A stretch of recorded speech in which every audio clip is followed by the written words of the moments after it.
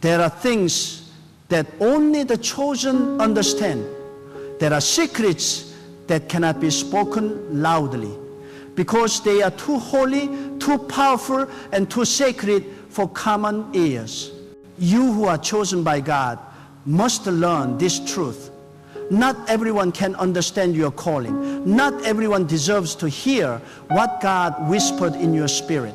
Some things are not meant to be shared, they are meant to be guarded. For when God selects a soul for divine purpose, He does not expose the blueprint of destiny to the crowd. He hides it deep within your heart and says, keep it until the time is right. Chosen one, you must keep this secret. When God chooses you, He places upon you a weight, a spiritual assignment so great that ordinary minds will never grasp it. They will question you, mock you, and misinterpret your silence.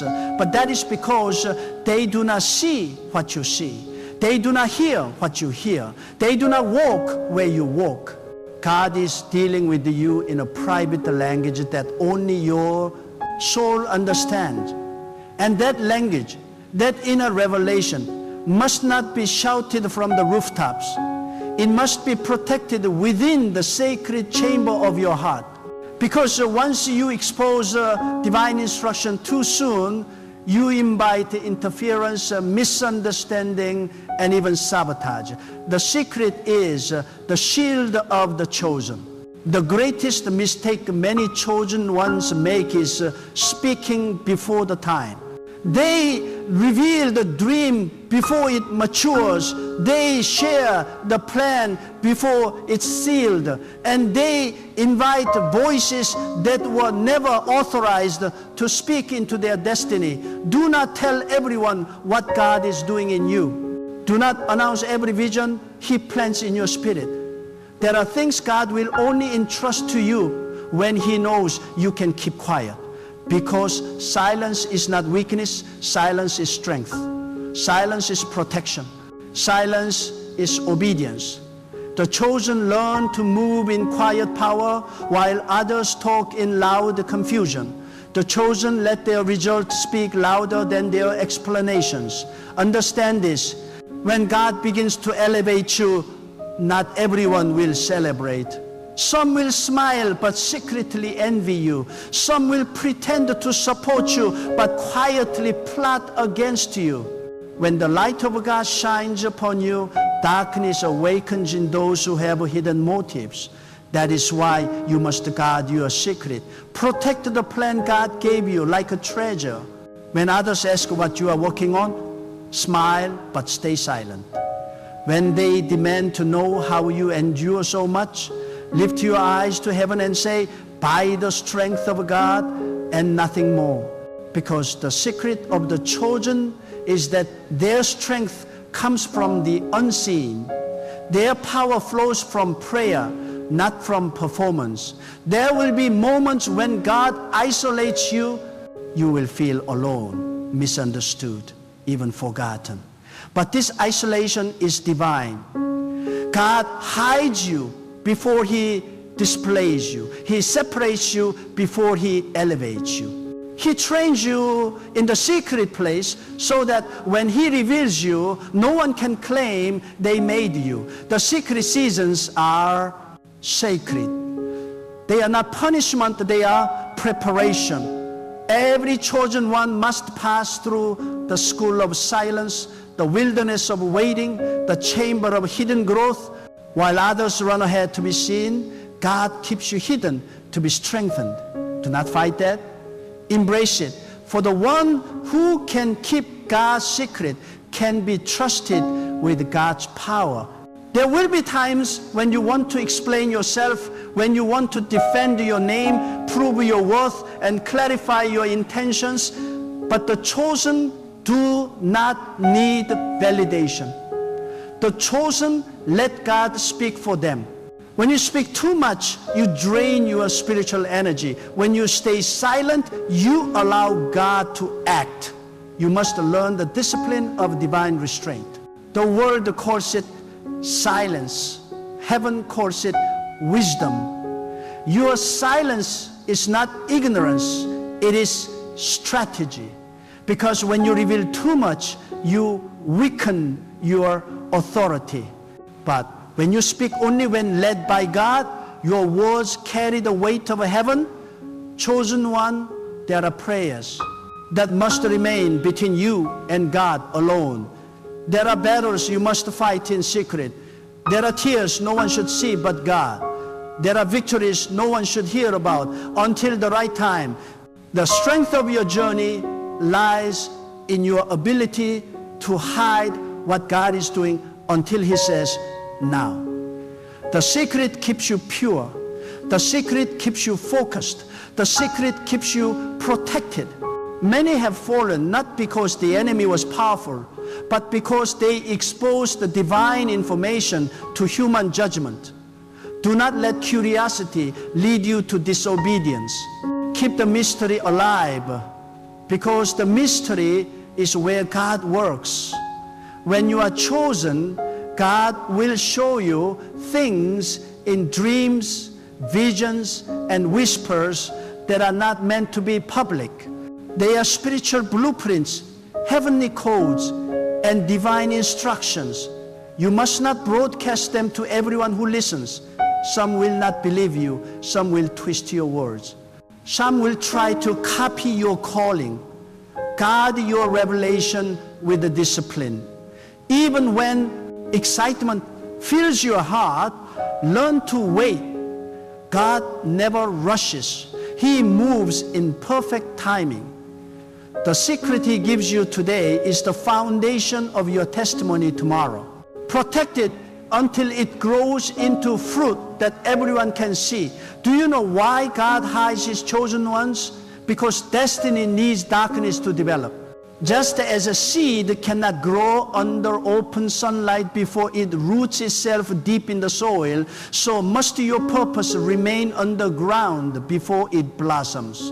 The soil is your secret. It's the place where God shapes you, refines you, and prepares you. Others may mock you for being unseen, but you are not forgotten. You are planted. And when the time comes, God Himself will cause you to rise, strong, radiant, and unstoppable. Until then, hold your secret like sacred fire, not to be displayed, but to be preserved. Chosen one, God is teaching you to trust Him more than people.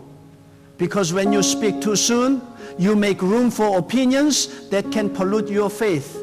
People cannot always handle the magnitude of what God is doing in you. Their minds are limited. Their perspectives are narrow. But God's plan is infinite. What seems impossible to others is natural to Him. That is why He keeps His best work hidden, because only He understands its depth. So when you feel misunderstood, rejoice.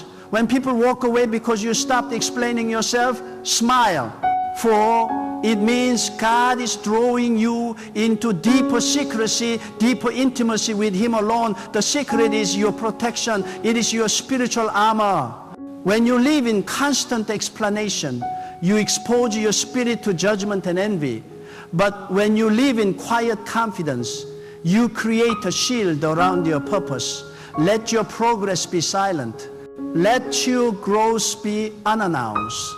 Let your transformation surprise those who doubted you. The chosen do not announce. They emerge. They do not seek applause. They seek approval from God alone. Every time you stay silent when you could boast, heaven records it as humility. And humility is what keeps the hand of God upon you. Remember this. Revelation without timing is destruction. Even if you know what God will do, you must wait for when He will do it. Timing is everything in the realm of the chosen. Speak too soon and you risk losing divine momentum. Speak too late and you may miss the window of a manifestation. But when you stay tuned to God's timing, when you guard His secrets until He releases you, everything flows in perfect harmony. Do not try to convince anyone to believe in what God told you. You are not required to be understood. You are required to be faithful. And faithfulness often looks like a silence to the world. Sometimes your silence will confuse those around you. They will call you distant, mysterious, or strange. But what they call strange, heaven calls sacred. What they call secretive, heaven calls obedient. You are not here to fit in. You are here to fulfill purpose. Let them talk. You keep walking. Let them speculate. You keep praying. Let them guess. You keep guarding what God deposited in your spirit. Because every chosen one must learn to live in divine confidentiality. The more God trusts you with silence, the greater the revelation He gives you in private. When you pray, do not always ask God to reveal His plan to others. Ask Him to strengthen your ability to carry it in secret. The secret place is where spiritual authority is born. When God sees that you can protect these mysteries, He begins to trust you with the greater things. Many people want to hear God's voice, but few are ready to handle what He says. Because revelation comes with a responsibility. When God speaks, He expects a silence until He commands action. That silence is not emptiness, it's alignment. It means your heart and His are beating in the same rhythm. There will be seasons when God blesses you in ways that others cannot comprehend. You will experience favor that seems unreasonable, doors that open without explanation, and opportunities that defy logic. Do not explain it. Do not justify it. Just give glory to God in secret. Because when you try to explain spiritual favor to those with a carnal mind, you only invite confusion. Some blessings are meant to be displayed, others are meant to be hidden. Let your gratitude be louder than your announcements. Let your worship be stronger than your explanations. The chosen learn to celebrate silently. The more God uses you, the more you must learn discretion. Because visibility is vulnerability. The higher God takes you, the more careful you must be about who you trust, what you reveal, and where you speak. Some people are not enemies, but they are not ready to handle your truth. Love them, but protect your purpose. Respect them, but guard your revelation. Even when God performs miracles in your life, discern when to testify and when to stay quiet. Testimony has timing. Every secret will have its day of unveiling, but let God decide that day, not your emotions. When people ask how you remain so peaceful, how you endure so much without breaking, just smile. Because the secret of your strength is not in what they see, it's in who sustains you. God has become your foundation, your voice, your region, your breath. You no longer need the validation of the world because you have the approval of heaven. You are not sustained by applause, but by alignment. The chosen do not depend on recognition. They depend on revelation. The secret is that your power comes from surrender, from walking so closely with God that your silence becomes your weapon. Every chosen soul will one day face betrayal. Someone will misuse your trust, twist your words, or expose what you said in confidence. But do not let that wound you. God allowed it to train you. Betrayal is a part of the molding of the chosen. It teaches you that your secret belongs to God alone. You cannot share divine secrets with untested hearts. That's why God allows disappointment to sharpen your discernment. Learn to give your silence where once you gave your words. Learn to pray instead of explain. Learn to let God handle what your mouth once tried to defend. The chosen must also understand that their silence is not passive, it is prophetic. When you refuse to react, you are declaring that your confidence is not in man, but in God. When you stay calm while others gossip, you are demonstrating trust in divine justice. Your stillness is a statement of faith. It says, I know God is fighting for me. You don't have to prove yourself when heaven has already approved you. You don't have to expose others when God will reveal everything in His own time. The chosen walk with quiet authority, unshaken, unbothered, unstoppable. God will sometimes test you by revealing small secrets to see if you can keep them. If you cannot handle silence, you cannot handle revelation. The chosen are trained in secrecy before being trusted with glory. You must learn to hold divine information without letting curiosity or pride make you speak.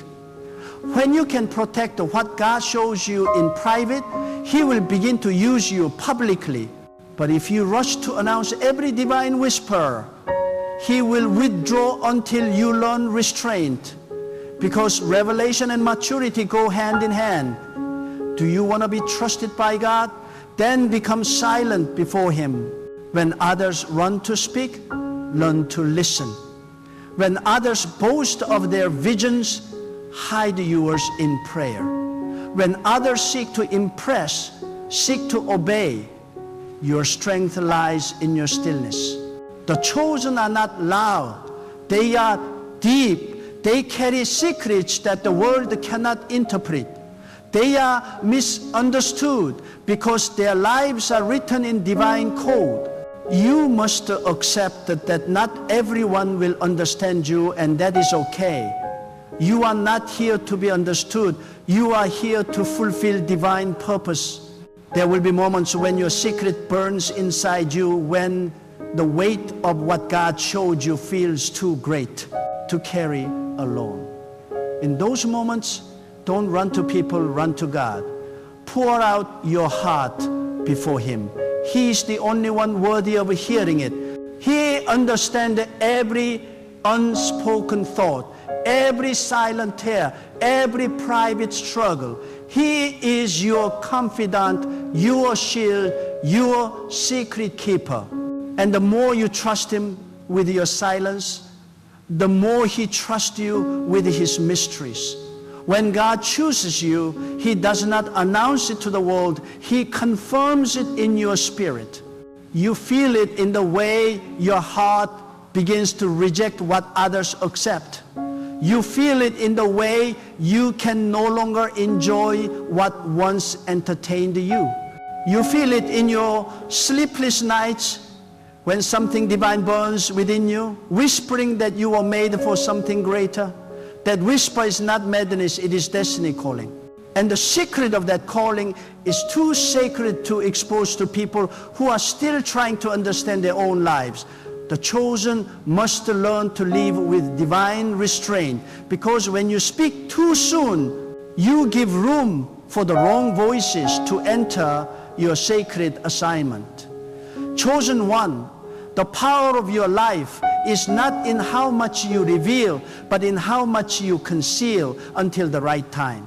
God hides His treasures until they are ready. The sun does not appear instantly, it rises gradually.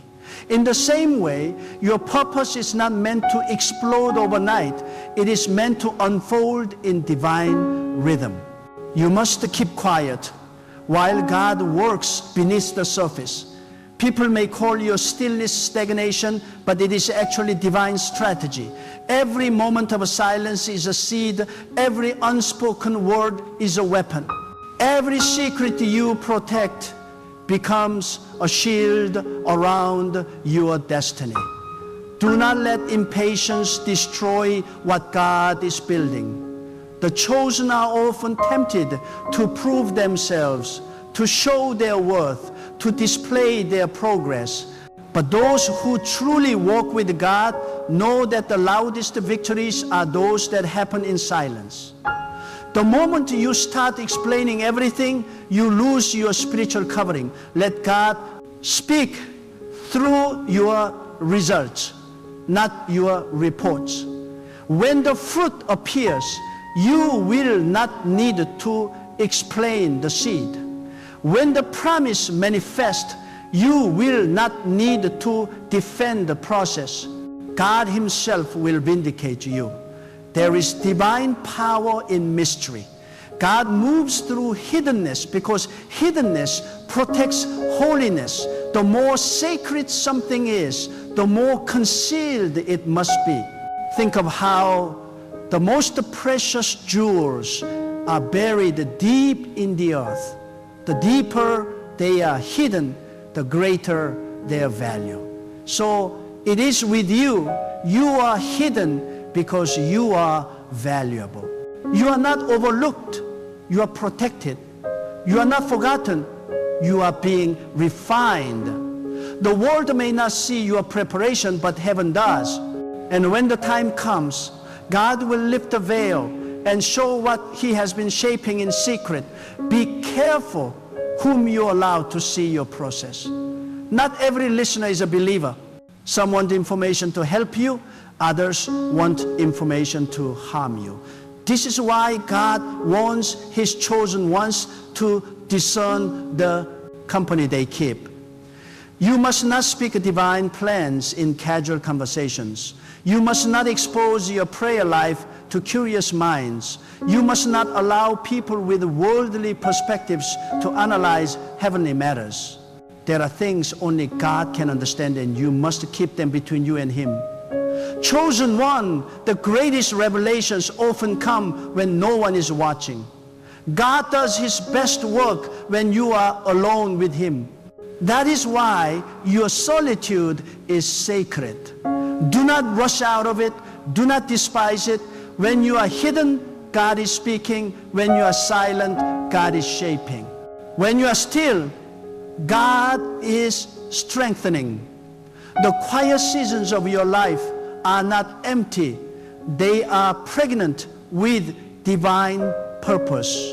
You may not see the full picture yet, but trust that every moment of obscurity is preparation for manifestation. Your secret is not weakness, it is warfare. It is your spiritual strategy against premature exposure. The enemy cannot attack what he does not know. The moment you speak your secret carelessly, you open a door for interference. Guard your plans in prayer. Guard your thoughts in stillness. Guard your dreams in the safety of your spirit.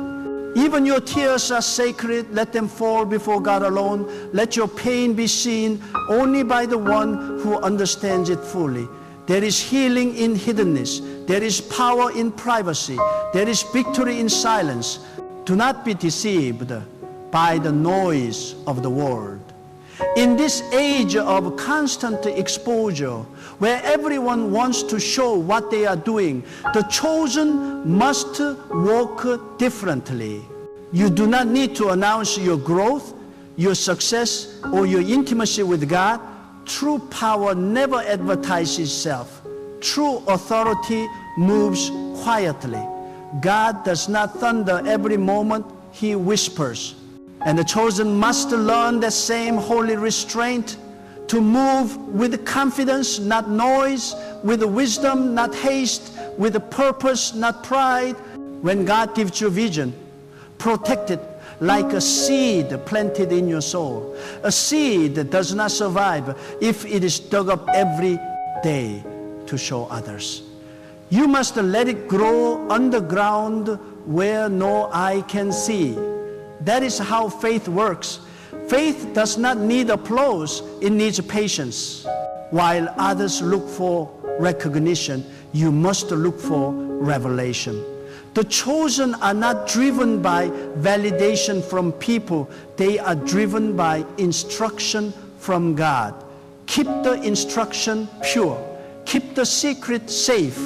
Because what God has for you is too sacred to be shared before it's time. Sometimes God will even silence your spirit. You will feel as though you cannot speak, as though words are trapped within you. Do not force expression when God has ordained silence. That divine restriction is not punishment, it is a preservation.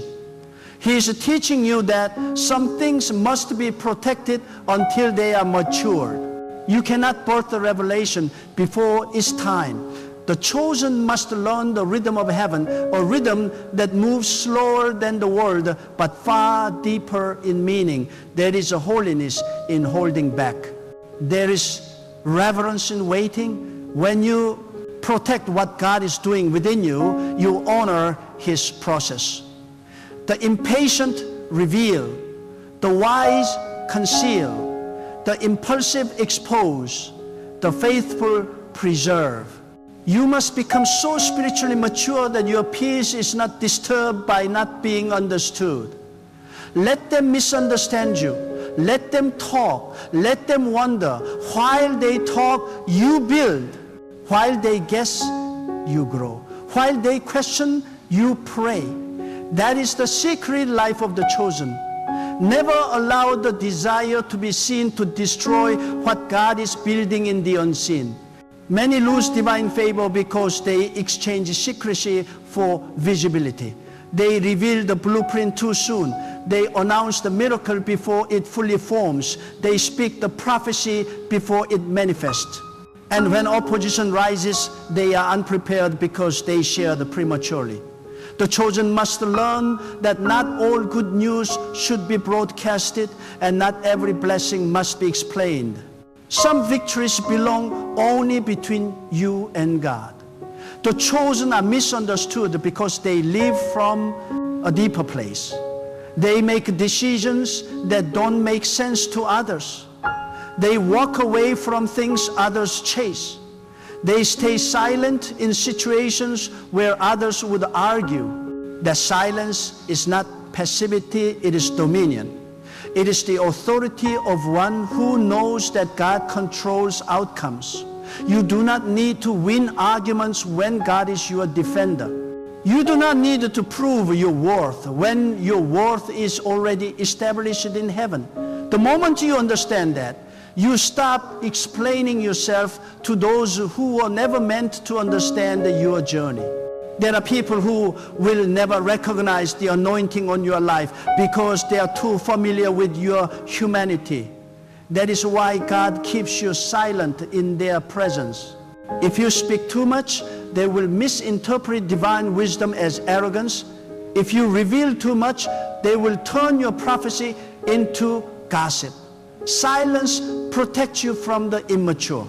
The chosen must learn to communicate less and discern more.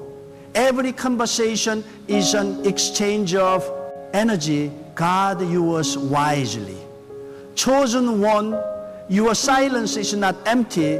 It is a declaration of trust. It says, I do not need to control what God already controls. It says, I am safe even when I am unseen. It says, I believe in divine timing more than human approval. When you choose silence over argument, you are telling God, I trust you to reveal the truth. And He will. God will always vindicate the one who keeps their heart pure and their mouth closed.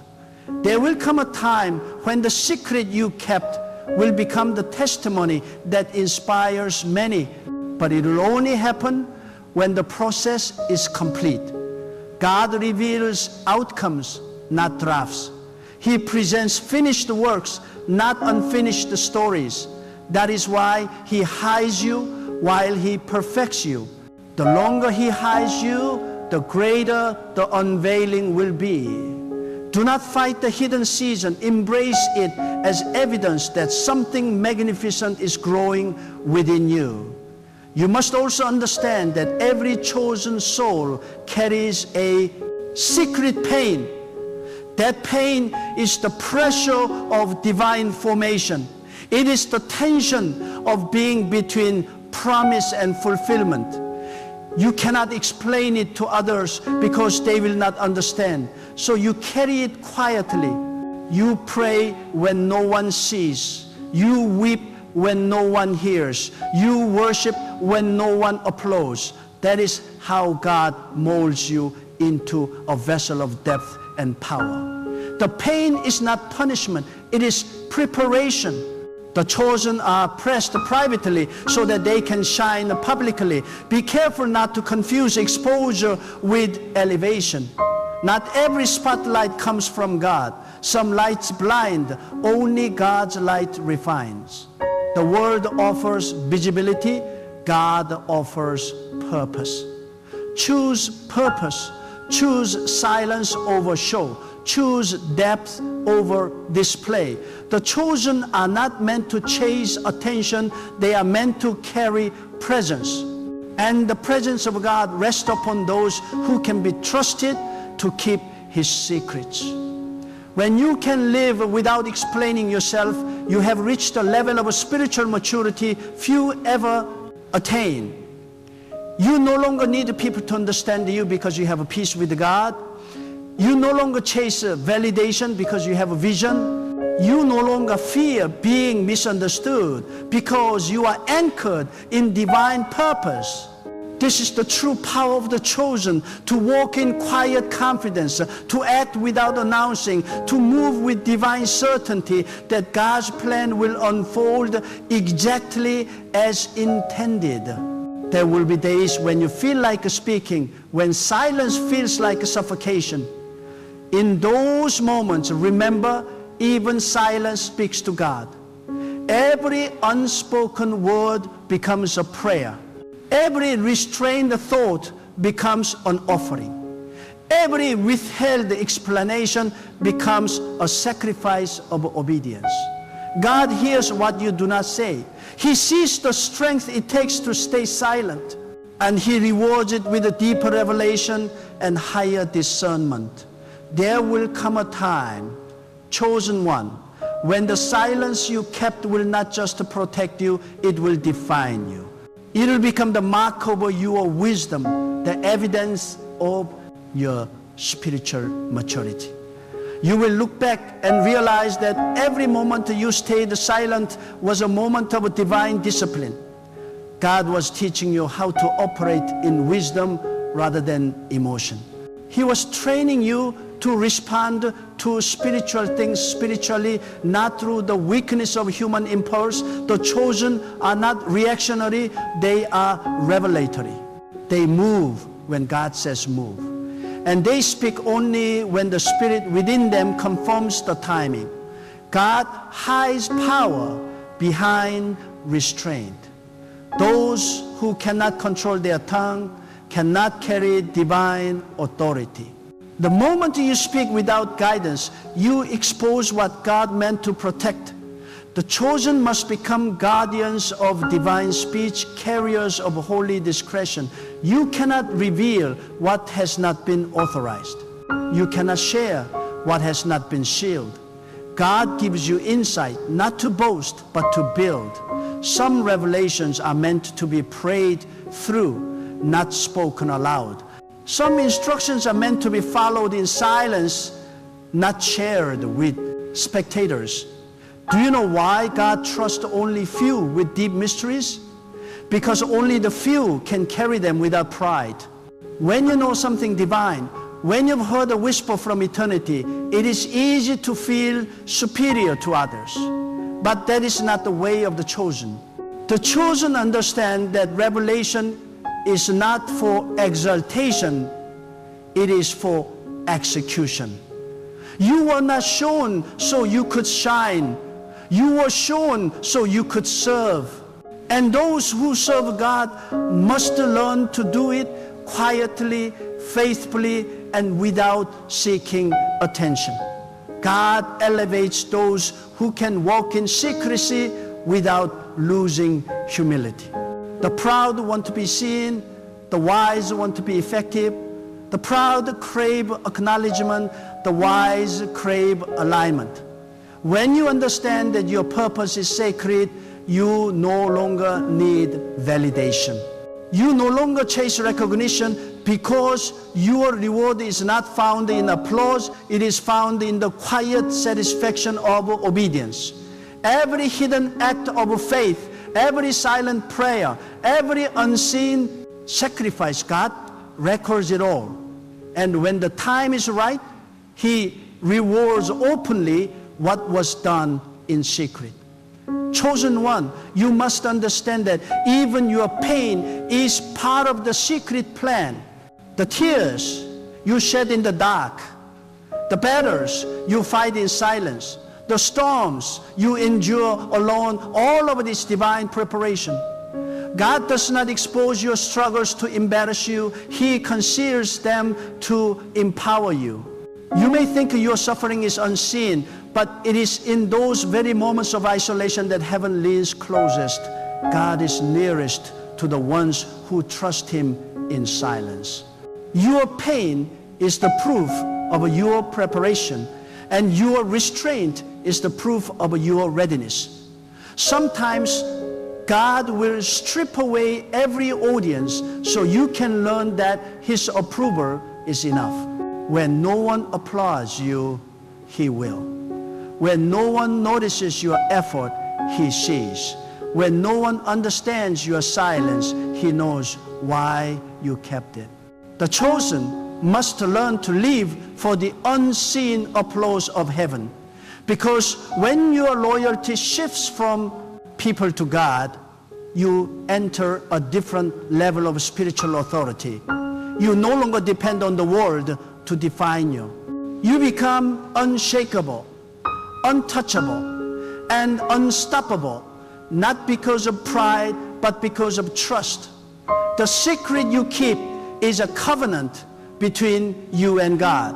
When you protect it, you are saying, God, I trust you even when I don't understand. I trust you even when I can't explain. Every act of silence becomes an act of worship. Every moment of restraint becomes a declaration of faith. You are saying, I believe your timing is perfect. I believe your ways are higher. That kind of faith moves mountains. That kind of trust invites divine favor. There are many who start with passion but lose power because they cannot stay silent.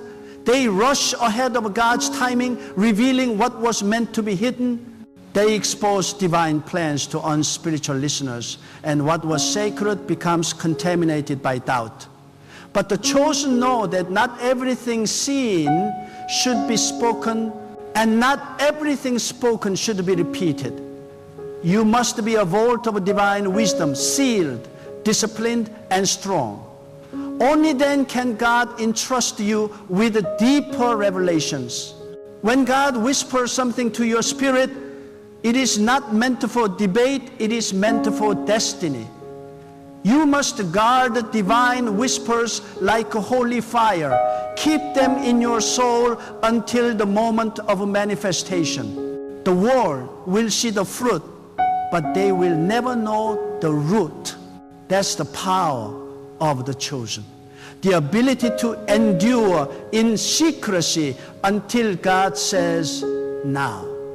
When the now of God comes, no power in heaven or on earth can stop what He has prepared. But before the now, there must be silence.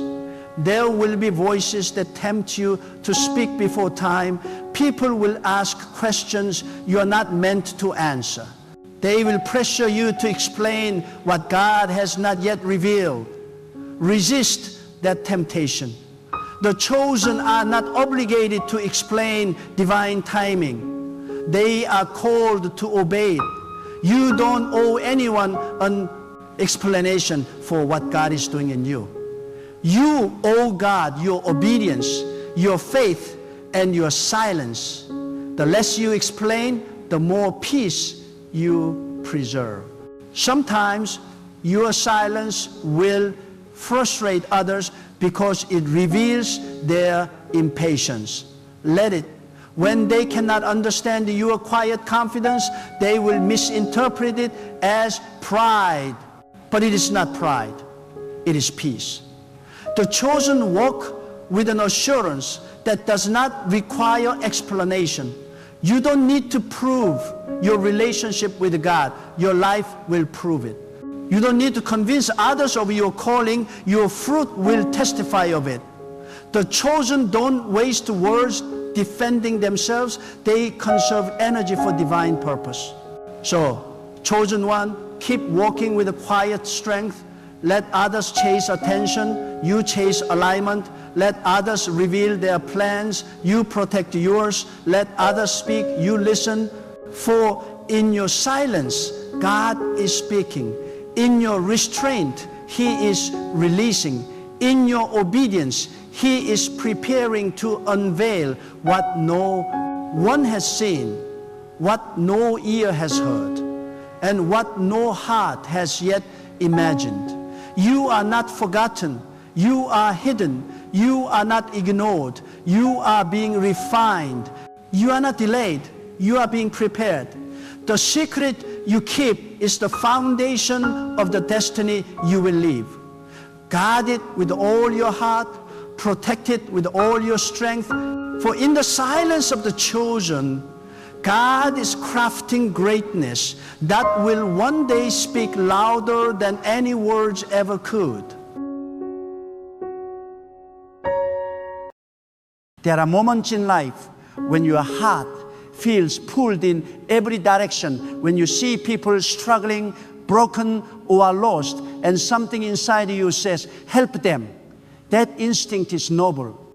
That compassion is divine. But not every person you feel called to help is sent by God. Some are sent by darkness to drain your light. Some are not a test of your kindness. They are a test of your discernment. There are people who will use your goodness as their ladder, and once they've climbed high enough, they'll kick it away. There are people who wear the mask of need but carry a spirit of destruction. And if you do not learn to discern who they are, your blessings will be stolen by the very ones you try to lift. God does not call you to be everyone's savior. He calls you to walk in wisdom. You must understand that helping without discernment can become disobedience. Many people have delayed their destiny because they refuse to let go of those God never assigned to them. You cannot carry everyone into your promise. You cannot pour into every cup. Some cups are cracked, and no matter how much you pour, it will never fill. You will give your energy, your peace, your faith, and still they will remain empty. Not because they need more from you, but because they refuse to fix what's broken within them. There are people who don't want transformation. They want attention. They don't want correction. They want sympathy. They don't want to rise. They want you to fall with them. And if you keep rescuing them, you are standing in the way of what God Himself is trying to teach them. Sometimes the most loving thing you can do is walk away. Sometimes the most spiritual act is silence. Sometimes obedience means letting God deal with them, not you. The first type of person you must never help is the one who refuses to take responsibility for their own life. They blame everyone for their situation, their parents, their job, their friends, the world, even God. They live in a constant state of victimhood. And no matter how many times you give them advice, money, or comfort, they will always return to the same pit. Why? Because they are not looking for change. They are looking for someone to carry their excuses. You cannot deliver someone who enjoys their prison. You cannot help someone who has made pain their identity. God never rewards laziness or blame. He rewards effort, faith, and accountability. When you help someone who refuses to take responsibility, you are partnering with their dysfunction. You are financing their stagnation. Step back and let them face themselves. Until they are ready to confront the truth, your help will only feed their weakness. The second type of person you must not help is the one who dishonors your presence. There are people who are drawn to your light but despise the source of it. They love what you can do for them, but they do not value who you are. They come to you for advice, but never listen. They call you in crisis, but when peace returns, they disappear. They take, and take again. But gratitude never crosses their lips. You must understand, God does not bless dishonor. The moment you allow people to take from you without respect, you are teaching them that your time, your wisdom, and your peace are cheap. Protect your value. Protect your energy. When you keep helping those who mock or disregard your worth, you are not being humble. You are being careless with the treasure God gave you.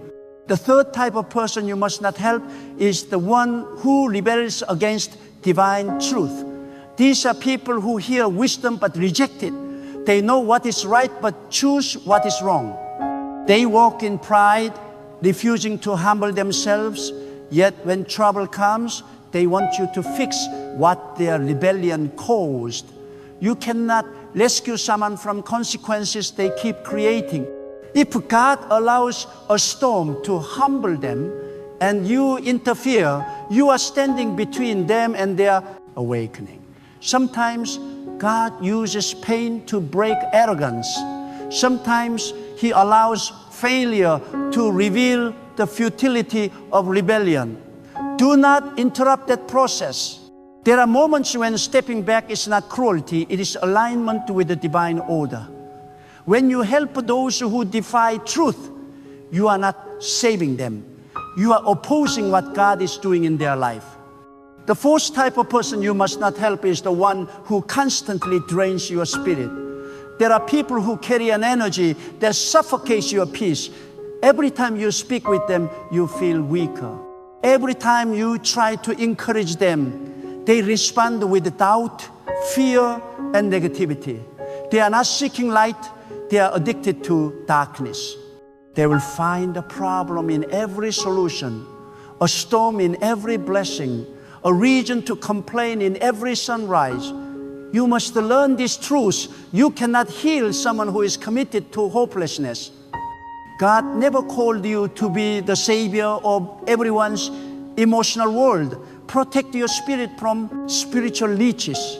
If being around someone constantly steals your joy, your clarity, your focus, that is a sign God is telling you to create distance. Your peace is not selfish, it is sacred. The fifth type of person you must not help is the one who uses manipulation disguised as need. These are the ones who cry when they want control, who act broken to make you feel guilty, who twist kindness into obligation. They study your compassion and use it against you. They know you hate to see people suffer, so they will act like they cannot survive without you, not because they truly need you, but because they fear losing your attention. Understand this clearly. Guilt is not guidance. If you are helping someone because you feel pressured, not because you feel led, that is not God, that is manipulation. The enemy often enters through emotional guilt. Stand firm in discernment. You owe no one access to your energy if their motives are deceitful. Real love never manipulates. True. Need never controls. The sixth type of person you must not help is the one who envies you. They smile when you're near but secretly compete with you. They act like your friend but secretly hope you fail. When you succeed, they grow silent. When you struggle, they suddenly reappear. These are dangerous souls because they carry hidden poison. Their envy is not always spoken, it is spiritual. You will feel it. Every time you help them, something within you feels uneasy. That is your inner spirit warning you. This connection is not pure. Do not ignore that signal. Helping someone who envies you is like feeding a snake. No matter how kind you are, one day it will bite. Love them from afar. Pray for their healing. But do not share your plans, your vision, or your heart with them. God removes some people from your path, not because they are bad, but because they cannot handle your destiny. The seventh type of person you must not help is the one who resists the growth. They have been given opportunity after opportunity, but they remain the same.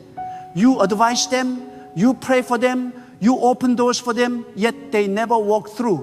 Why? Because growth requires humility. Growth requires the willingness to change, to learn, to be uncomfortable. And these people are addicted to comfort. They want blessings without transformation, promotion without discipline, miracles without obedience. You cannot drag someone into maturity. You cannot give motivation to a soul that has chosen stagnation. Every time you try to carry them, you are slowing yourself down.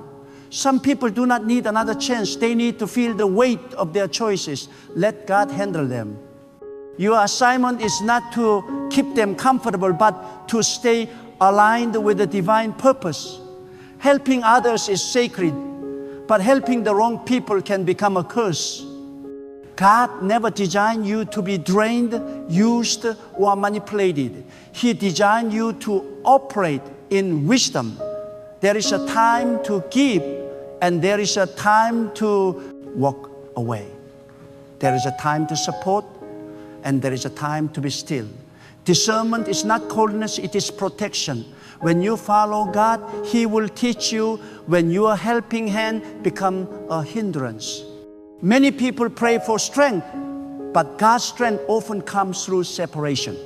He removes certain people so your energy can return, your peace can rise, and your faith can breathe again. When you stop helping those He did not send you to, doors open, blessings flow, clarity returns. The same time you once wasted trying to fix people becomes time you use to fulfill your purpose. You must understand there is a difference between being kind and being careless. True kindness has boundaries. Even God sets limits. He gives freely, but not without order. He forgives, but He also corrects. He blesses, but He also withdraws from the ungrateful. If the Creator Himself uses discernment in mercy, so should you. Sometimes the hardest act of obedience is to stop helping someone you love, because love often blinds discernment. But remember, love without wisdom becomes distraction. If helping them keeps you anxious, confused, or exhausted, that is not divine love. That is spiritual manipulation. Real love releases. When God says release, real love trusts that letting go is not cruelty, it's alignment. There are people whose lives will never improve because they always have someone rescuing them from consequences. Do not play the role of their deliverer. If they fall, let them rise through experience. If they fail, let them find strength in reflection. The greatest lessons often come through pain, not comfort. And if you keep rescuing them, you are denying them the very experience that could transform them. Helping without boundaries does not make you godly.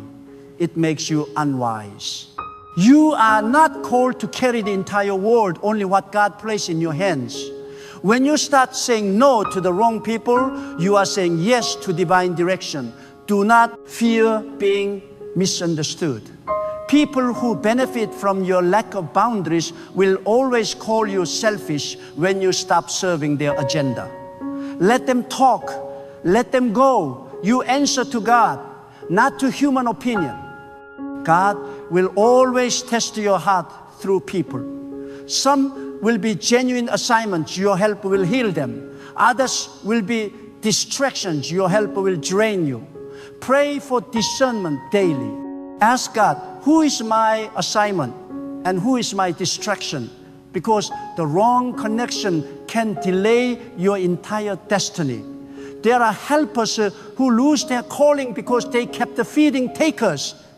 There are dreamers who never built their vision because they kept saving people who refuse to change.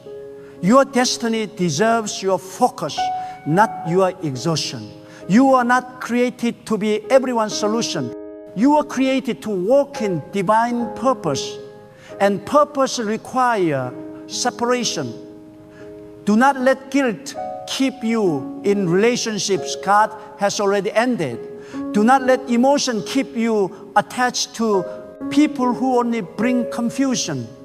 Your peace is your sign. If helping them keeps stealing your peace, God is showing you that your assignment there is over. When you stop helping those who resist growth, who disrespect your value, who manipulate your kindness, or who envy your progress, you make room for divine alignment. You create space for the right people, the ones who value your presence, who multiply your peace, and who help you rise higher in faith and strength. Helping is holy, but helping the wrong person is disobedience. Be wise with your compassion. Guard your energy.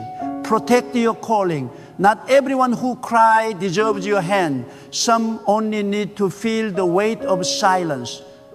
Not everyone who asks deserves your time. Some only want your attention, not your wisdom. Pray before you give. Listen before you move. Discern before you act. For every person you are meant to help, there will always be another sent to distract you. When you finally learn this truth, your life will shift. You will stop chasing approval and start walking in purpose. You will stop trying to save everyone and start building what God placed inside you.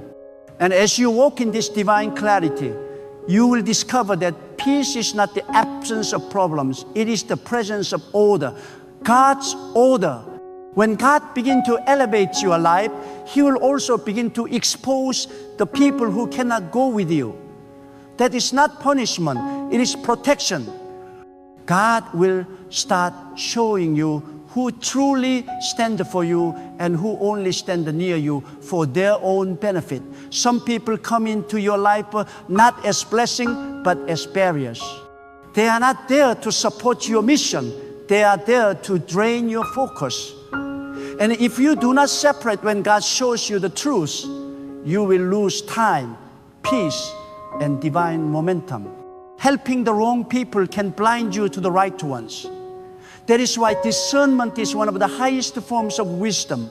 You cannot walk in divine favor and still ignore divine warning. There are people who disguise themselves as humble when in truth they carry hidden pride. They act like they need you, but deep down they resent that they do.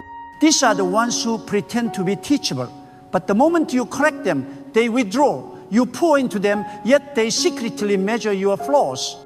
You try to guide them, but they use your words to compete with you. This kind of person is a danger to your peace. Do not mistake false humility for faith. True humility listens. True humility honors correction. True humility does not pretend to learn while waiting to surpass you. When you help such people, you are not lifting them. You are empowering deceit. Let them walk their own path. God will teach them what your words could not. You must understand that God allows certain people to fail, not because He delights in their downfall, but because He wants them to wake up. Pain can be a stronger teacher than advice. Some people will never grow until the comfort of dependency is taken away. If you keep cushioning every fall, they will never learn to stand. Sometimes God's mercy is disguised as distance. When He tells you to step back, it's not because He wants you to stop caring. It is because He wants your caring to stop interfering. There is a difference between compassion and interference. Compassion says, I want you to rise. Interference says, I'll carry you so you don't have to. God does not build the strength through rescue. He builds it through responsibility. There is also the type of person who mistakes your kindness for weakness. They think that because you are gentle, you can be used. They think that because you give easily, you will never stop. But God is not mocked. The one who takes advantage of kindness is not fooling you. They are provoking divine correction. Never feel guilty for walking away from those who abuse your heart. God does not reward those who tolerate manipulation. He rewards those who honor truth. When you stop allowing yourself to be used, you are not being cruel, you are being obedient, because your purpose is sacred. And God will not allow it to be contaminated by those who see your generosity as a tool for their convenience. Do not allow your empathy to become your enemy. Many who walk in compassion end up exhausted because they never learn the discipline of no. The word no can be an act of worship when it protects what God has entrusted to you. Every no to distraction is a yes to your destiny. There are people who will make you feel guilty for choosing peace over chaos. But remember, your peace is not negotiable. If your presence brings calm, but theirs brings confusion, you already have your answer. God does not call you to keep walking into storms you were once delivered from. Sometimes the test is not whether you can love, but whether you can let go.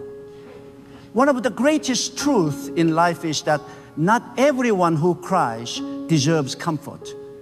Some tears are sincere, but others are strategic. There are people who cry not because they are broken, but because they want control. Their sadness is a weapon. Their pain is their power over compassionate hearts. You must learn to listen beyond emotion. Ask God to give you spiritual ears to hear the intent behind the words, to sense the spirit behind the plea. God will show you when a cry for help is real and when it is manipulation. If He tells you to walk away, do not hesitate. Your obedience may be the very thing that forces that person to seek God instead of leaning on you. There will be moments when your heart says help, but your spirit says wait. Listen to your spirit. God will never guide you into something that drains your peace. Peace is His signature. Whenever your help feels forced, heavy, or confusing, that is a sign that God is not in it. Divine help always carries clarity, not chaos. You will know it because it flows naturally. It strengthens both you and the person you help. But when your helping turns into a cycle of constant saving, constant rescuing, constant fatigue, you are outside of divine order. There are also those who appear helpless but secretly carry pride that refuses correction. They want your assistance but not your advice. They want your resources but not your wisdom. They want your hand but not your direction. And when you try to speak truth into their lives, they turn cold or defensive. Understand this: helping someone who rejects truth is like pouring water into sand. It disappears, leaving no growth behind. God never blesses arrogance. And when you help someone walk in pride, you align yourself with their downfall. Step aside. Let them wrestle with their choices. Your silence will teach more than your words ever could. Sometimes God tests your heart by bringing you people who remind you of your older self, broken, lost, confused. You will feel compassion because you've been there. But discernment will remind you that not everyone who shares your pain shares your path. You cannot save everyone who struggles the way you once did. Some must walk through their own wilderness. You may feel their pain deeply, but that does not mean you are called to carry it. Even in compassion, there must be boundaries. For if you become consumed by another's chaos, you will lose your own clarity. There are also those who want your help, but not your peace. They want your energy, but not your alignment. They will drain you, distract you, and then disappear when you are empty. You will wonder why you feel spiritually tired after being with them. That is because they are not aligned with your divine purpose. Their spirit resists your peace. And the moment you stop feeding them, they turn against you. Do not take that personally. That is proof that your light exposed their darkness. When people react negatively to your boundaries, it is because they benefited from your lack of them. Helping others is noble, but when it becomes endless repair, you must ask, am I doing this for God? Or am I doing this to feel needy? Because sometimes the desire to help comes not from divine assignment, but from emotional attachment. The desire to fix can be a disguised form of pride, the belief that you can do what only God can. Release that burden. You were never called to be anyone's savior. You were called to be a vessel, nothing more, nothing less. A vessel must pour when God says pour and stay still when God says still. If you pour without permission, you empty yourself in places that will never value your oil.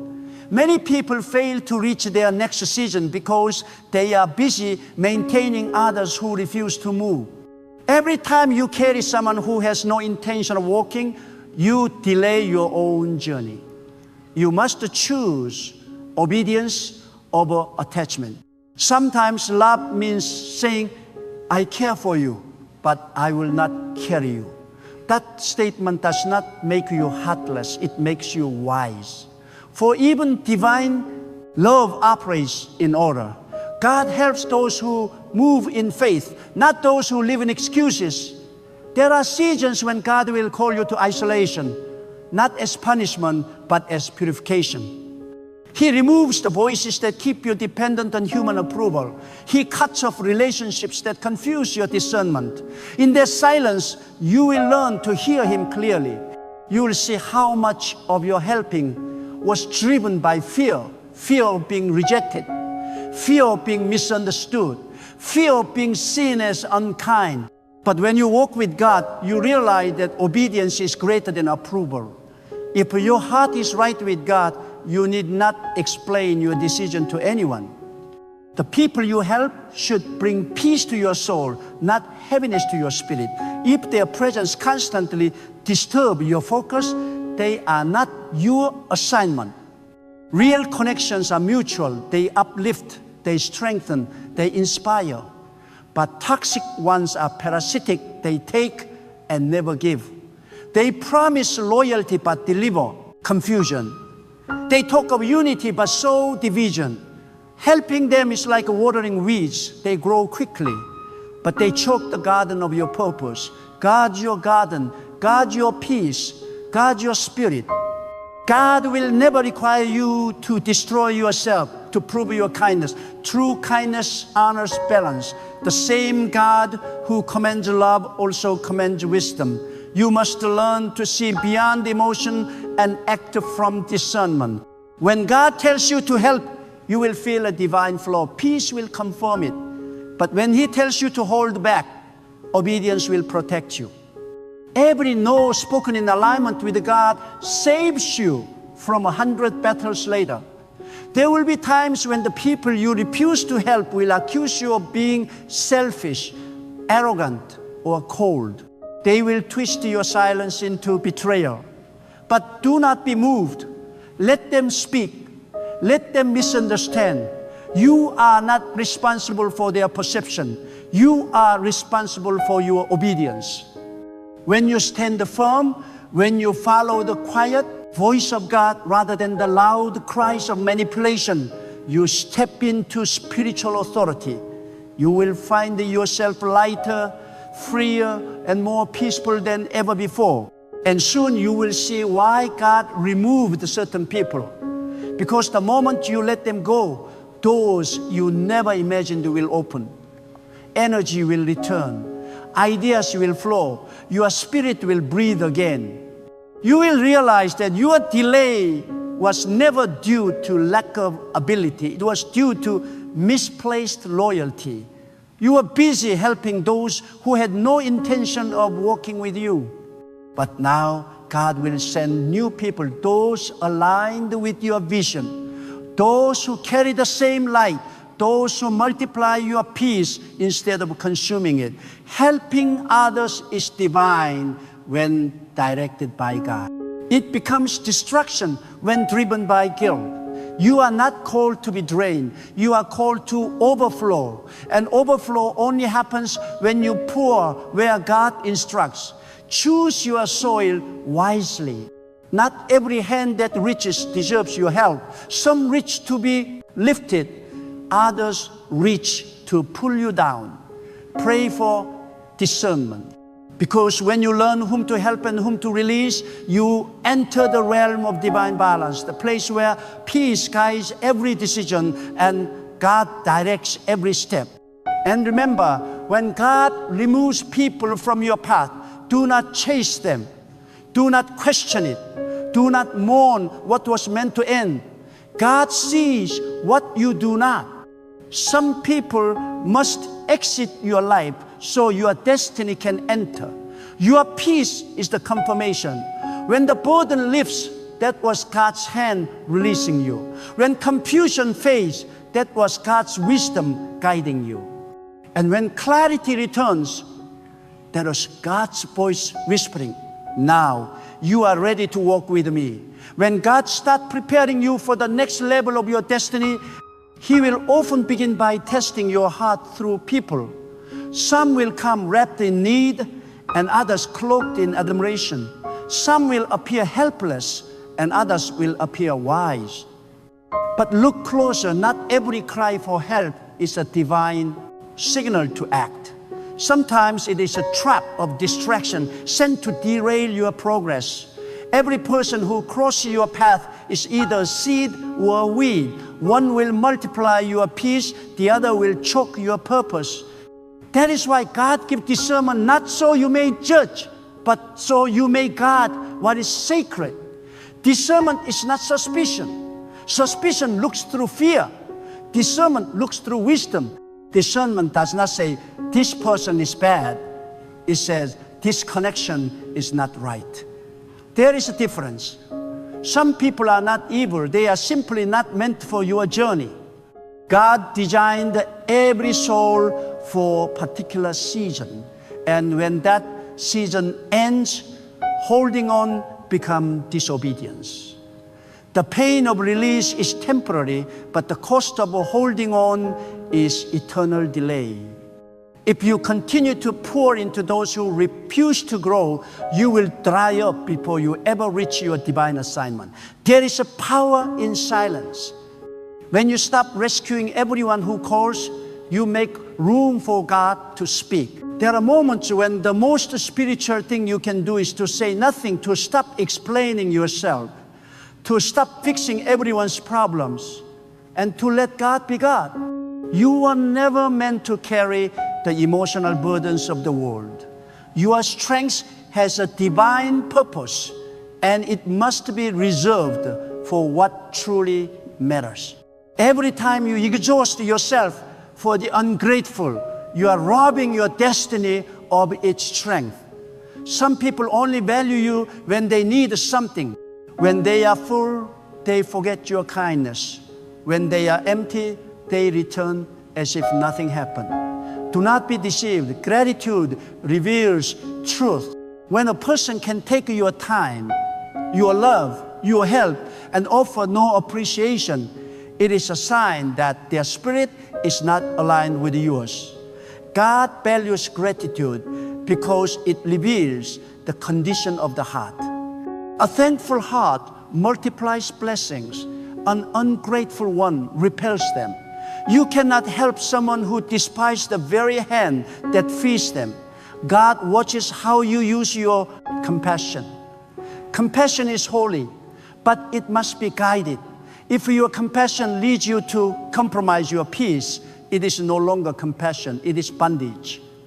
The moment you are helping becomes a source of anxiety, confusion, or fatigue, you must ask, is this still my assignment?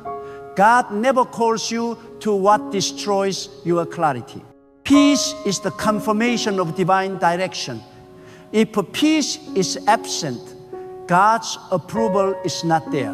Do not confuse guilt with guidance. Guilt says, you must help or you are heartless. Guidance says, help only when it strengthens both souls. The voice of guilt will keep you trapped in cycles of exhaustion. The voice of God will lead you into balance. When you feel pressure to help, pause and pray. God will either give you peace to proceed or conviction to stay still. Never move under emotional manipulation. Move only under divine instruction. You see, not every act of helping is holy. Sometimes helping becomes a form of pride, a subtle belief that you can fix what only God can. The moment you take the place of divine intervention, you remove the opportunity for that person to seek God themselves. Some people will never look upward as long as they can look sideways. And if you keep being the one they run to, you become the replacement for the one they should depend on. Let God take His place. Let them experience the emptiness that drives them back to faith. When you help people who constantly reject truth, you are not serving them, you are strengthening their rebellion. When you continue to comfort those who misuse you, you are teaching them that love tolerates abuse.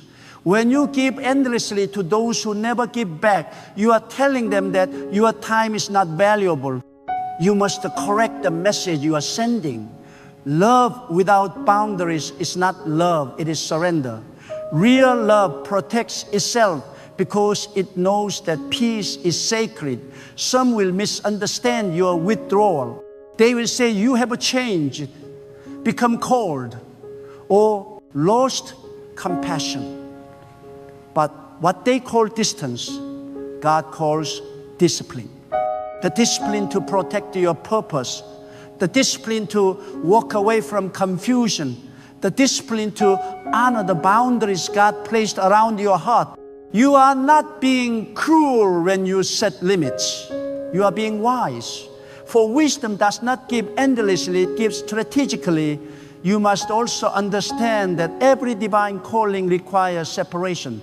When God wants to elevate you, He will remove the voices that keep you small. He will strip away relationships that distract your focus. This separation will hurt because your heart will still care. But do not mistake pain for loss. It is preparation. God removes what cannot handle where He is taking you. If you keep trying to carry those He has released, you are fighting divine timing. Your path requires lightness. Let go of the weight. So if today you feel drained, overwhelmed, or burdened by those who take without giving, it is time to listen. God is calling you to a higher level of discernment. He is teaching you that compassion without boundaries becomes chaos. He is inviting you to rest, to realign, to trust that saying no is sometimes the most spiritual act you can perform. And when you finally learn this truth, when you master the art of helping with wisdom, not emotion, you will discover the peace that passes understanding. You will walk lighter, love purer, and give smarter. You will no longer fear saying no, because you will know that your obedience is your offering. You will see that you do not need to be everything for everyone. You only need to be faithful to what God asks of you. In that place of divine order, your life becomes a vessel of balance and power. You will help those who are ready, guide those who are humble, uplift those who are sincere. And for the rest, you will trust God to handle what your hands cannot. That is true wisdom. That is true strength. That is divine peace, the kind of peace that cannot be taken, only protected. And in that peace, you will finally see that helping everyone was never your purpose. Walking in obedience to God's direction was always your true calling. There are moments in life when you look at the road ahead and realize you do not know where you are going. You wake up with plans, with goals, with dreams, but something inside you whispers, there must be more than this. You see, human wisdom can only take you so far. The mind can strategize, but it cannot see the unseen. The heart can desire, but it cannot discern the hidden path. That is why you must allow God to lead you every single day of your life. Because when God leads you, even the wilderness becomes a way. When God leads you, even the impossible bends to His command. When God leads you, confusion turns into clarity, weakness turns into strength, and fear turns into faith. Too many people live as though they are their own guide. They wake up and chase what they want. They fight for what they think they deserve. They plan without asking. They move without listening. And they end up wondering why peace never comes. But a person who allows God to lead them does not live in confusion. They may walk through storms, but they walk with direction. They may be surrounded by noise, but they move in silence. Because they know that God's leadership is not about speed, it's about purpose. It's not about what looks right, it's about what is right. When God leads you, He will sometimes take you through valleys not to punish you, but to prepare you. He will close doors not to limit you, but to protect you. He will delay certain things not to deny you, but to develop you. When you allow God to lead you, you stop fighting the process and start trusting the purpose. Every day is a new battlefield. The mind is pulled in many directions. The world shouts its opinions. People project their expectations, and anxiety creeps into the soul. But there is one thing that will always silence the chaos. When you surrender your steps to God, because God does not need your strength, He needs your submission. He does not require your control, He desires your trust. When you wake up and say, God, I do not know what this day holds, but I know you hold it, that is when the supernatural begins to flow. That is when doors open that no man can shut. That is when peace enters that no storm can destroy. The problem is not that God is silent. The problem is that we are too loud. We are too busy talking, too busy worrying, too busy planning, too busy trying to fix what only God can fix. But if you would just pause, if you would just be still and allow Him to lead, you would realize that His direction is always better than your decision. Allowing God to lead you is not weakness, it is wisdom. It is not passivity, it is power. Because you are acknowledging that you do not see the full picture, but He does. You are saying, I may not understand why this happened, but I trust the one who knows why. You are declaring, even when I can't trace the pattern, I can trust the plan. This is not blind faith. It is sacred faith. It is the kind of faith that moves mountains, calms storms, and builds nations. It is the kind of faith that does not crumble when life shakes you, because it stands on something unshakable. God's leading. When you allow God to lead, your steps will confuse those who don't understand your spiritual rhythm. They will wonder why you're calm when others are panicking. They will wonder why you're silent when others are shouting. They will wonder why you walk away from opportunities that seem perfect. But what they do not see is that you are being led by a divine compass. They do not understand that your timing is not determined by the world's clock. It is aligned with God's season. And when God leads you, you begin to value obedience over opportunity. You stop chasing everything that shines and start waiting for what's divine. Because not everything that looks good is sent by God. Sometimes the enemy decorates distractions to look like blessings.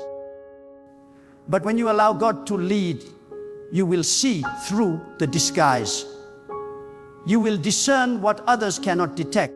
You will walk with an inner knowing that cannot be taught.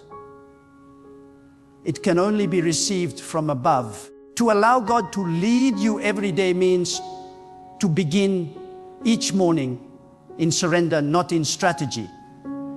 It means before you move, you pause. Before you decide, you pray. Before you speak, you listen. Because when you put God first, everything else falls into divine order. You will notice that even the smallest choices begin to align with purpose. You will sense His whisper saying, go here. You will feel His nudge saying, not now. You will experience moments where everything inside you says yes, but God says, wait. And you will learn that waiting on God is never wasted time. It is preparation time. He leads you not only by direction, but by delay. He leads you not only by open doors, but by closed ones. He leads you not only by clarity, but sometimes by silence. Because sometimes God's silence is not absence. It is instruction. It is His way of training your ear to trust His timing. Many people pray for God's blessings, but reject His leading. They want His promises without His process. They want His rewards without His requirements. But when you allow God to lead you, you accept that His way is higher than yours. You stop asking why and start saying thank you. Because even when it hurts, it helps. Even when it confuses, it completes. Even when it delays, it delivers. God does not lead you to break you. He leads you to build you. He does not lead you to frustrate you. He leads you to free you. Sometimes His path will take you through uncomfortable places to stretch your faith. Sometimes He will remove people you love to make room for what you need. Sometimes He will strip away what you thought you couldn't live without to show you that all you ever needed was Him. Allowing God to lead means allowing Him to redefine your comfort zone. When you let God lead, your vision changes. You stop seeing obstacles as threats and start seeing them as tests. You stop viewing delays as denials and start recognizing them as divine timing. You stop fighting against the current and start flowing with His will. You understand that not everything that happens is meant to destroy you. Some things are designed to develop you. You may not see it in the moment, but every step, every detour, every disappointment carries a lesson that is shaping your destiny. God's leadership is never random. He does not make mistakes. If He took you there, it's because there is something for you to learn there. If He allowed it, it's because He intends to use it. So don't resist His leading, reverence it. To be led by God is to walk by faith, not by sight. Sight will deceive you, faith will direct you. Sight will tell you the path is blocked. Faith will tell you God can make a way. Sight will focus on what you lost. Faith will see what's coming. Sight looks at the visible. Faith trusts in the invisible. That is why you must allow God to lead every part of your day. Not just the big moments, but the small ones too. Because sometimes the smallest decisions carry the greatest consequences. Sometimes one wrong conversation, one emotional reaction, one impatient move can alter your path. But if you let God lead even in the small moments, how you respond, how you speak, how you think, you begin to walk with divine discipline. You begin to carry a quiet strength that cannot be shaken by circumstances. The world will tell you to trust yourself, but self-trust without divine guidance leads to self-destruction. You are not meant to be your own God. You are meant to be guided by God. When you lean on your own understanding, you will make decisions out of fear, pride, or impatience. But when you lean on divine direction, you will make decisions out of wisdom, peace, and clarity. Let God lead you through the unknown. Do not demand to see the whole map. Just follow the next step. Because faith does not reveal the entire journey. It only illuminates the next move. God reveals just enough to keep you dependent, just enough to keep you humble, and just enough to keep you trusting. That is how He trains your spirit to walk by faith and not by sight. When you let God lead, you stop competing with others and start cooperating with purpose. You stop comparing your timeline with theirs. You stop worrying about who is ahead or behind, because you know you are exactly where you are meant to be. You understand that divine timing cannot be rushed or delayed. What is meant for you will find you when you are ready, not when you are restless. Allowing God to lead means trusting His calendar more than your clock. It means saying, even if it hasn't happened yet, it will happen when it's supposed to. Because when you follow divine timing, you are never late. You are perfectly aligned. There are days when you will feel lost, when you will not hear a clear answer, when everything around you seems uncertain. But that is when you must trust God the most. That is when you must remember that His silence is not abandonment, it is direction in disguise. Sometimes He hides Himself not to punish you, but to purify you. He allows silence so that you will learn to listen to the stillness within. Because true guidance is not always loud. It's often quiet. It's not always in the thunder. Sometimes it's in the whisper. When you are sensitive to the voice of God, even the smallest sign becomes a message. Even the simplest moment becomes divine. To allow God to lead you every day means to stop forcing what's not flowing. Stop chasing what keeps running. Stop trying to revive what God is trying to remove. When He leads, He will not always tell you why. He will simply tell you to go. And that's where your faith must rise. Because obedience without understanding is the highest form of trust. It's easy to follow when everything makes sense, but real faith begins when logic ends. Real faith is saying, I don't know how this will work out, but I know God is leading me. And when you move with that kind of faith, doors open that you never even knocked on. People appear that you never even searched for. Opportunities align that you never even imagined. Because God leads those who trust Him more than they trust their own reasoning. When you truly allow God to lead you every day, something remarkable begins to happen inside you. The noise of the world grows faint, and the voice of God grows louder. the pull of fear weakens, and the strength of faith rises. You stop reacting to life, and you start responding to divine instruction. You begin to notice that the things that used to shake you no longer have the same power. You begin to walk through storms without panic because you know who is guiding your steps. When God is leading you, even the unpredictable becomes purposeful. Even what you did not plan becomes part of a greater plan.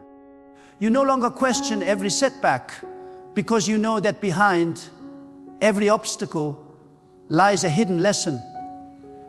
You no longer fear change because you know that God's direction often comes through redirection. Letting God lead every day is not just a decision, it is a discipline. It requires daily surrender. It requires the humility to say, I do not know what is best for me, but God does. It requires the maturity to admit that your plans are not always perfect, but God's will is flawless. You see, the human heart often believes it knows what it needs. But there is a difference between what you want and what will sustain you. There is a difference between what looks good and what leads to peace. And only God can reveal that difference. When you follow your own understanding, you may reach what you desire, but lose what truly matters. But when you allow God to lead, you may not always get what you expect, but you will always receive what your soul truly needs. The challenge is that human nature resists surrender. We like control. We like certainty. We like to plan the outcome before we take the first step. But the path of divine guidance is not a straight road. It is a sacred walk of faith. God will not show you every detail because He wants you to learn trust, not just knowledge. He will not give you the full picture because He wants you to depend on His voice every single day. If He showed you everything at once, you would stop seeking Him. So He reveals His will in fragments, in whispers, in seasons, just enough to keep you near Him. Every morning, you must return to that posture of surrender and say, "Lead me again, God. Direct me again today." Because guidance is not a one-time event. It is a continual relationship. And when you live in that daily relationship with divine guidance, peace becomes your companion. You no longer chase it. It follows you. Because peace is not found in knowing every answer. Peace is found in knowing who holds every answer. When God leads, you may not always understand the path, but you will always sense the peace. That peace is the signature of divine leadership. It's that calm assurance in your spirit that tells you, even though I don't have everything figured out, I am exactly where I am meant to be. It's the silent confidence that whispers, God is still in control, and that peace will protect you from despair. It will guard your mind from overthinking and your heart from fear. When God leads, He will sometimes take you out of what is familiar to show you what is greater. He will call you away from comfort to prepare you for calling. The people around you may not understand it. They may say you are making a mistake. But when you are led by divine wisdom, you will not always be understood because the ways of God are not the ways of man. When God leads you, He will sometimes remove you from circles that no longer align with your purpose. He will close doors that others are begging to open. He will isolate you for a season, not because He wants you to be lonely, but because He wants you to be ready. Solitude with God is never wasted. It is sacred preparation. When He leads, He refines. When He leads, He strengthens. When He leads, He teaches you how to hear His whisper in the midst of the world's noise. To be led by God is to develop the art of listening. And listening is not just about hearing words, it is about perceiving direction. God speaks through peace, through silence, through signs, through conviction. Sometimes He speaks through opportunities, sometimes through obstacles, but He always speaks to those who are still enough to listen.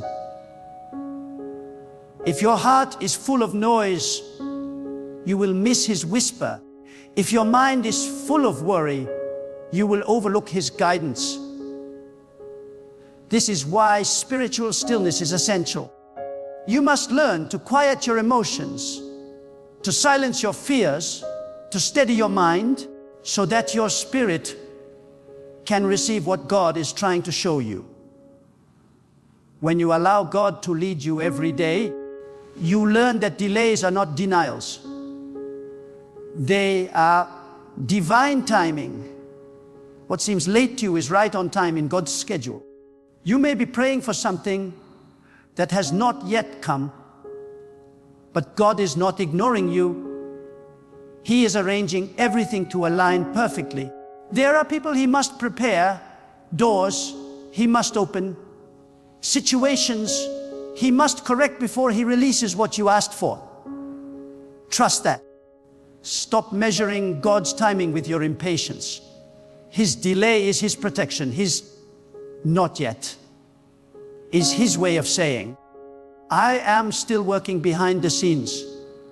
If you force what is not ready, you will ruin what could have been perfect. So wait. Wait in faith. Wait in surrender. Wait knowing that when God leads, His timing is flawless.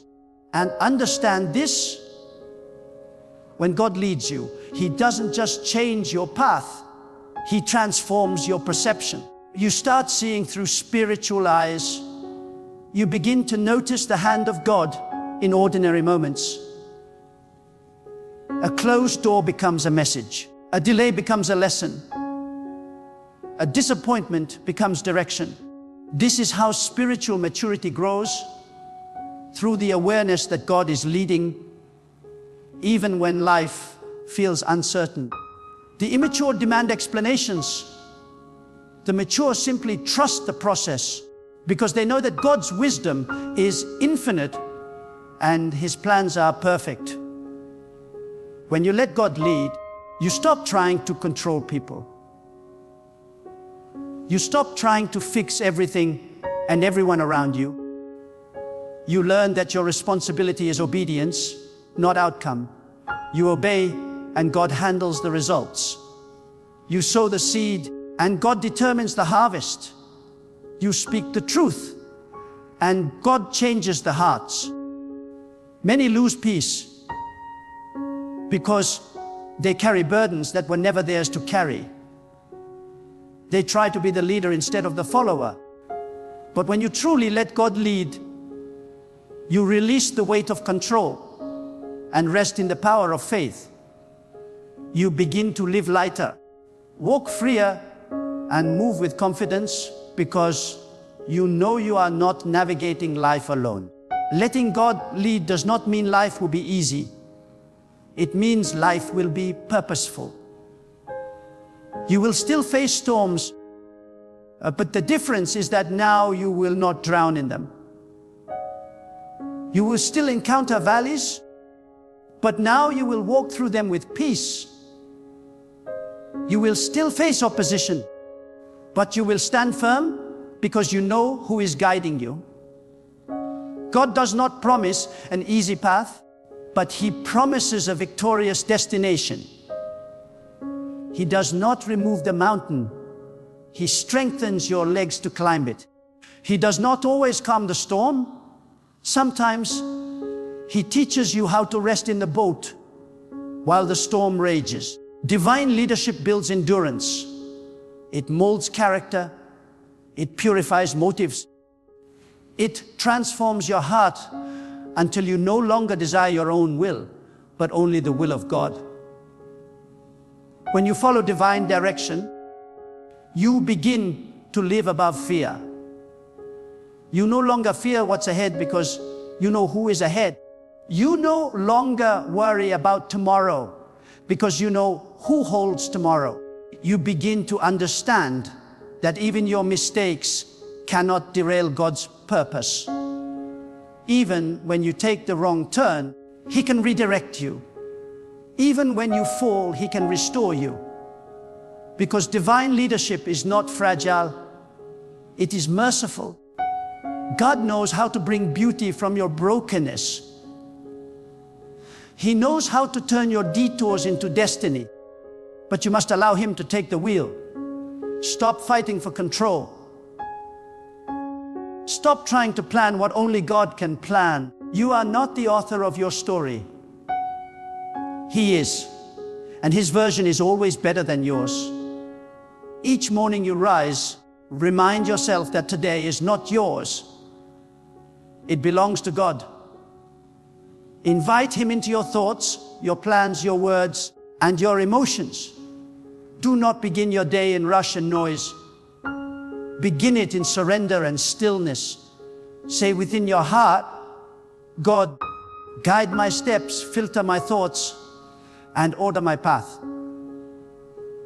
When you make that your daily posture, you will notice divine alignment. People will appear at the right time. Opportunities will unfold effortlessly. What used to feel heavy will feel lighter. What used to confuse you will begin to make sense. Because divine guidance removes friction. It replaces stress with serenity and confusion with clarity. When you let God lead, even your mistakes become messages. Even your failures become fuel. Even your pain becomes purpose, because nothing is wasted in divine hands. God uses everything to shape you, strengthen you, and sanctify you. That is why those who allow God to lead never truly lose. They either win or learn. They either rise or are refined. There is no defeat in divine direction. There is only redirection toward what is best. When you truly let God lead your life, you begin to walk with a quiet strength that does not depend on circumstances. You no longer need everything to go your way to feel at peace, because your peace no longer depends on outcomes. It depends on alignment. The storms may rage, people may misunderstand you, plans may change, but your heart remains still. Because you know something others do not. You are being guided by a higher hand. You no longer ask, why is this happening? But rather, what is God teaching me through this? That question alone shifts your entire perspective. Because now, instead of resisting life, you are learning from it. Instead of fighting change, you are flowing with divine purpose. When you let God lead, every challenge becomes a classroom, and every moment becomes a message. Too many people pray for guidance, but few are willing to follow it when it comes. They want divine direction to confirm their desires, not correct them. But true guidance is not about agreement, it's about alignment. When God leads, He will not always tell you what you want to hear, but He will always tell you what you need to hear. And sometimes, what you need to hear will challenge your comfort zone. Sometimes, His direction will lead you away from what is easy, because ease does not produce elevation. His leading is meant to stretch you, not soothe you, to grow you, not gratify you. And that's why many resist it. They want blessings without change, promises without process, glory without guidance. But if you truly want the life God has prepared for you, you must be willing to follow wherever He leads, even when it doesn't make sense. God's path will never contradict His peace, but it will often confront your pride. He will ask you to release what you think you need. He will ask you to forgive what you would rather resent. He will ask you to move forward when your heart wants to stay still. Because the divine path is not about comfort, it's about transformation. Every time you surrender to God's leading, you shed another layer of fear, ego, and doubt. You become lighter. You become clearer. You begin to move with grace instead of striving.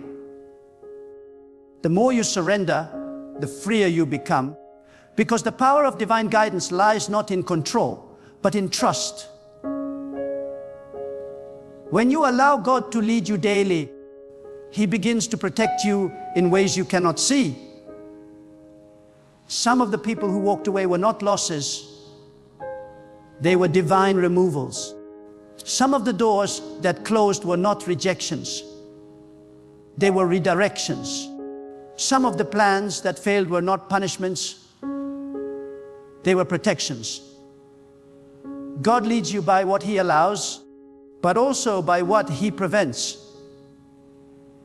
And one day you will look back and thank Him for every unanswered prayer, because you will realize He was never withholding. He was safeguarding.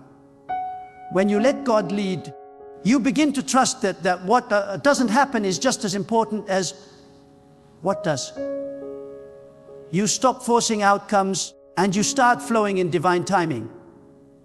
You stop saying, "Why me?" and start saying, "Thank you for saving me from what I didn't see." Letting God lead is also about letting go. You cannot be led while you are holding tightly to what He is trying to release. You cannot step into the next chapter while clinging to the last one. When God leads, He often begins with subtraction. He takes away what blocks your vision so He can reveal what's beyond it. He removes what you think you cannot live without, so you can discover that He is all you ever needed. Letting go is not loss. It is liberation. When you surrender what you cannot control, you make room for what is meant to be. You cannot carry both control and peace. They cannot coexist. So each day, let your prayer be, "God, take from me whatever keeps me from following you." That is how freedom begins. And as you follow God's lead, you will notice something powerful. He does not lead through fear, but through faith. Fear shouts, but faith whispers. Fear demands proof, but faith trusts presence. When God leads, He does not need to explain every detail. He gives you enough light for the next step, not the whole staircase. Because if you saw everything at once, you would either run ahead or run away. Divine guidance requires daily trust, step by step, moment by moment, choice by choice. And in that rhythm of trust, your spirit begins to mature. You learn patience. You learn discernment.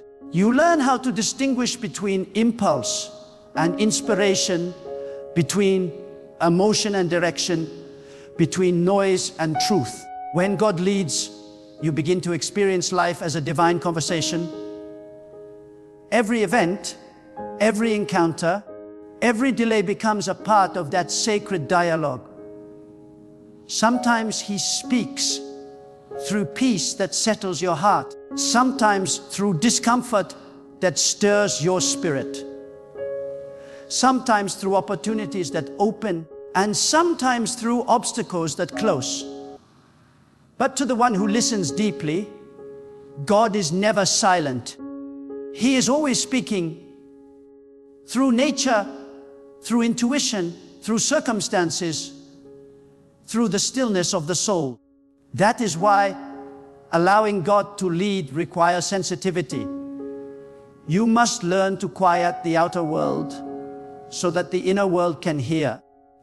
In silence, you will find clarity. In stillness, you will find strength. To walk under divine guidance also means to move with purpose, not pressure. The world will try to rush you, but God will train you to rest. The world will measure your worth by speed, but God measures it by substance. When you let Him lead, you learn that what matters most is not how fast you go, but how faithfully you follow.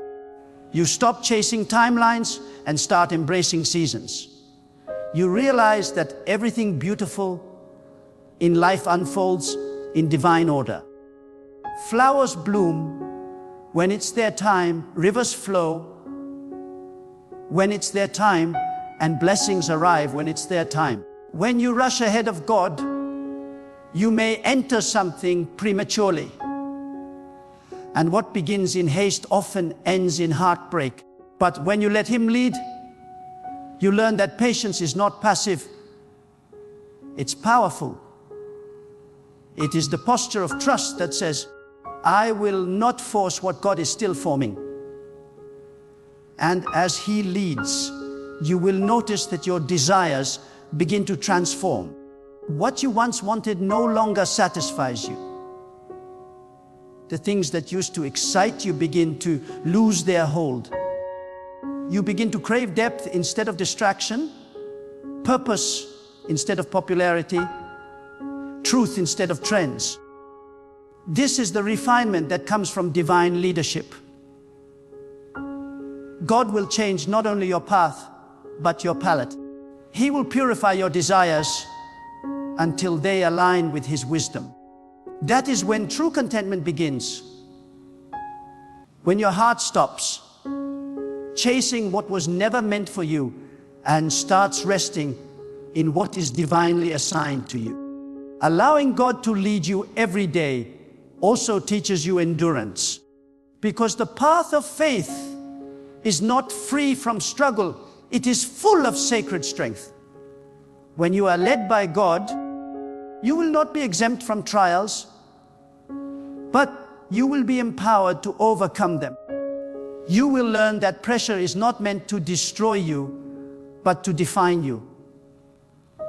Each challenge will refine your character, deepen your trust, and reveal the power within you.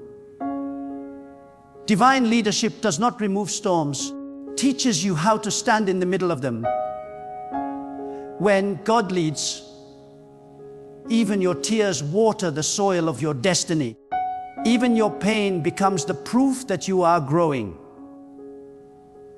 And when you walk closely with God, you realize that the path is not about achievement. It is about alignment. It's not about reaching a destination. It's about becoming who you were meant to be. The goal is not to impress others. It is to live in harmony with divine purpose. Every day becomes an act of worship when you live under divine direction. Every action, every thought, every decision becomes a reflection of surrender. This is where true peace is found, not in doing more, but in being more aligned with God's will.